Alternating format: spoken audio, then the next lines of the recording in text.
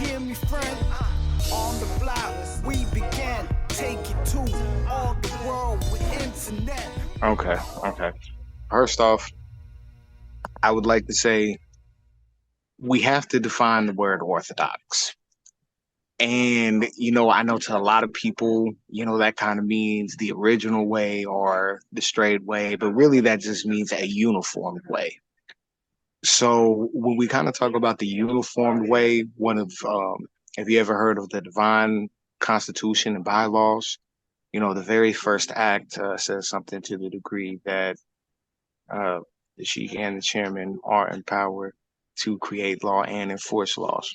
Also, it says within the Quran that we are to create our own customs. So even though we're not uniform, that doesn't mean that we're not Islam. You know what I'm saying? That doesn't mean that we're not, going by the Quran. It doesn't mean that people don't people have kind of made it that way. But there's never really been a disconnect. And I think this is one of the biggest issues that we have, within the whole diaspora, for real. We perceive a disconnect that really was never there. You know what I mean? We can't expect cultures to be the exact same all over the world. Now, this isn't me coming at any particular person who may watch this and they practice Sunnah or they practice Shia. I'm not saying that their way is wrong. I'm only saying that they have cultural outlooks the same way we have cultural outlooks. We can't say that their cultural outlooks are more important than ours just because they're different or just because they're older or just because they have older records of it. Because the thing about it is, a lot of individuals don't necessarily read the Quran with interpretation. The Quran makes several references to America. You know what I mean? Over here amongst the Aboriginals, there was actually a religion that was based around the way that corn and squash grew together. And there's another one, and it was like a trinity. But basically, there was a religion around it, and the Quran actually speaks about corn, and it speaks about it in a spiritual way. So it's like the Quran even says something to the far west. And the thing about it is, it also talks about a person called the Horned One, you know what I mean, in the Quran. And that was actually talking about some of the first Greeks and Romans who came over here to America.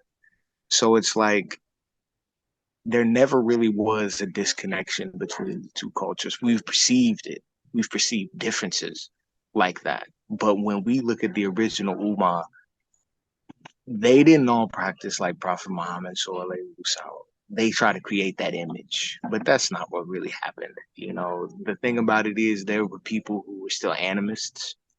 You know what I mean? There were people who were still of the Jewish religion. There were people who were still of the Christian ideology. They were called the answers, the helpers. You know what I'm saying? So it's like we have to understand that not everybody from the very inception of the faith practiced it the same way. And, the Prophet, in many ways, he brought us Sufism. Now, I know this is contested within the Moorish Science Temple. Some brothers say that we're not Sufis. Some people say that we're a sect of our own. Some people say that we're a descendant of more Boutism, if anybody's heard things like that. And basically, they will come to the degrees and the ideology that we're something completely separate from the three known sects. And that's simply not true. When you look at Sufism, it was predominantly practiced the way that Moorish science is practiced today. We have zikrs that we practice. We call them the 101s. We have our own Quran. You know what I mean? It doesn't mean that it's separate. It just means that we realize that cultural implications are meant to be intertwined within the faith. I mean, the Quran says that we have made you from two different people into many different tribes and nations that you may know each other. So you really can't tell me, or you really can't speak on the fact or the concept that that basically that we're different because we practice different, or that we're alien, or that our stuff is false or it's contradictory. You know, I'm